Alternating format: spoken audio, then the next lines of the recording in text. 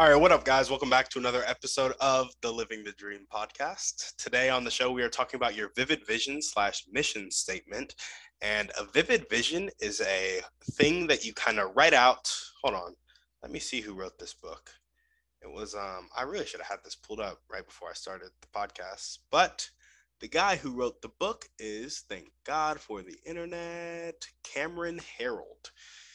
It's a good book. I think you should read it. He does it mainly for businesses, but he also has a piece on your personal vivid vision.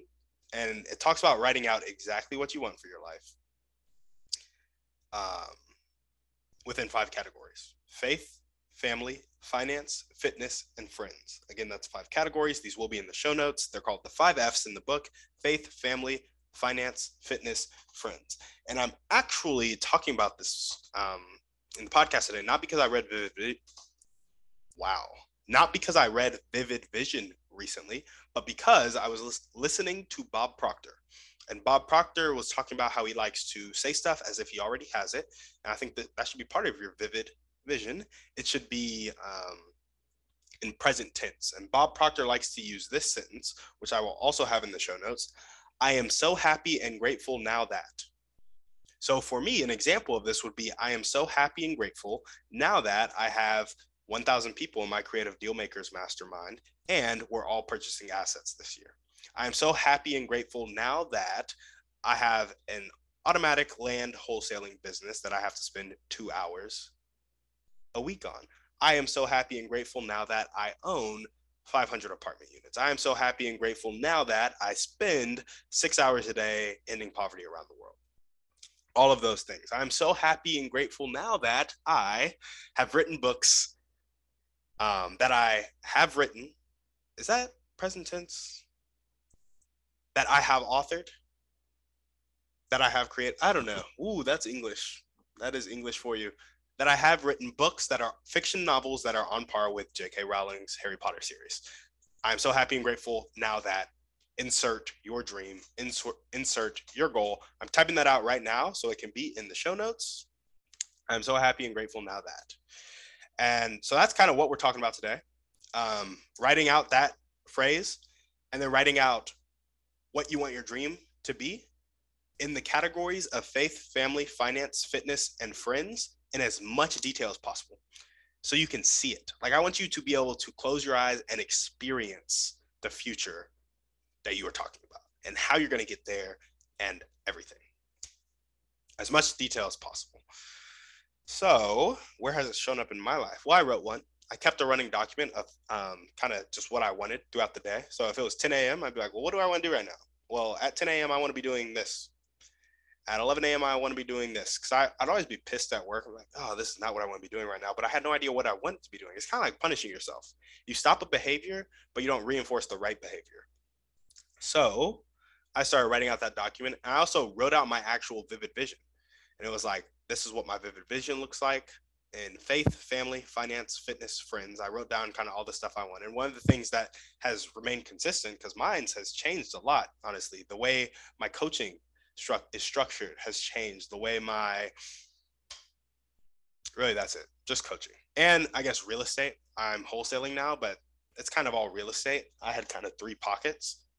So the thing that was fitness for me was that I want to work out with a group of people. I want to do it kind of in the middle of the day, 2 to 4, kind of gives you that energy bump. And I want it to be lifting, but also sports. And we're a group of friends that enjoys working out together and we push each other.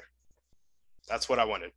And so that's part of my vivid vision. So you can put anything that you want in your vivid vision and just make it as detailed as possible so that you can visualize it. Like, I can visualize going to the Zilker Sand volleyball courts right now at 2 p.m. to play with my friends until 4 p.m. I can visualize going to the gym with people. I've done it before. I can see it. I don't know who exactly. That's another thing I could write in my vivid vision. For example, it could be my fiance.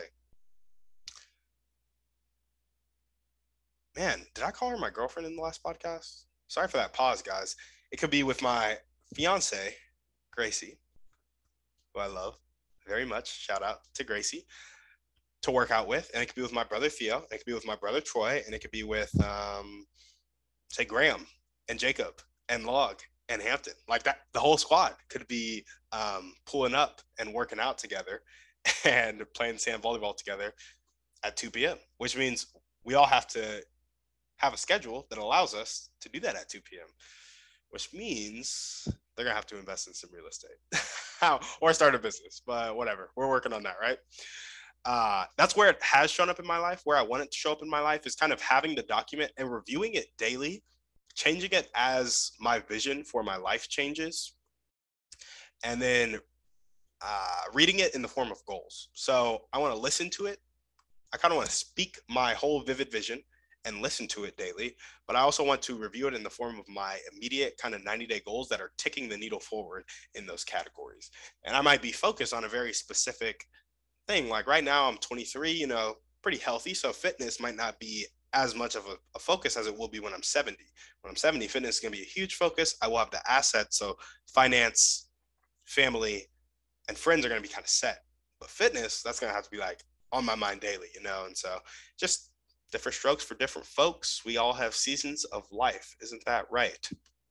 So that's where I want it to show up in my life. I want to review it every day in the form of my immediate 90-day, 60-day, 30-day goals that are going to move the needle forward. But I also want to listen to it, listen to the long-term plan, the long-term vision, and see it, how much I resonate with it, and just see it come into life, right?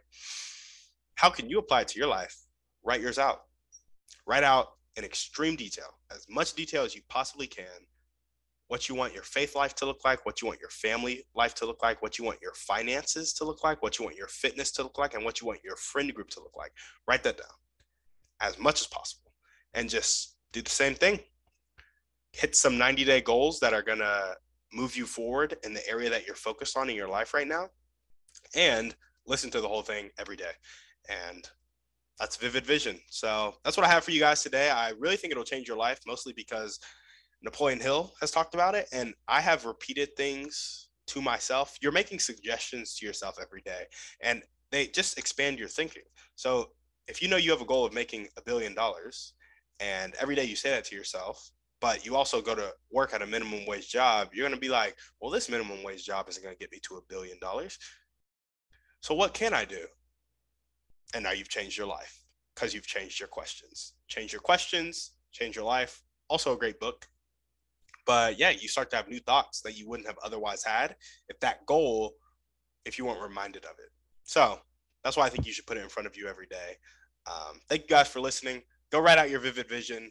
If you're listening to this and you loved what I had to say, go ahead and send it to 1 to 3 people need to hear this message.